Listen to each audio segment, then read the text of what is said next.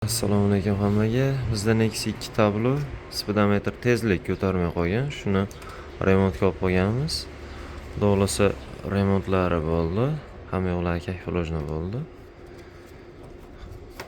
Pitaniyani ulachi. Xudo xolasa. Qani. Tekshirib ko'ramiz. Xudo xolasa ko'taryapti. Skorostni tezlashtirib tepadan. Qani. Jar.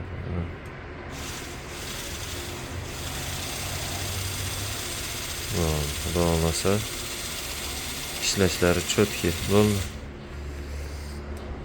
Kimga shunaqa xizmatlar kerak bo'lsa, bemalol aloqaga chiqib kelaverasizlar. Tablo remont, miya remont hamma yoqlar bor. Xudo xolasa mana shu yerda qarshiliklarni almashtirdik.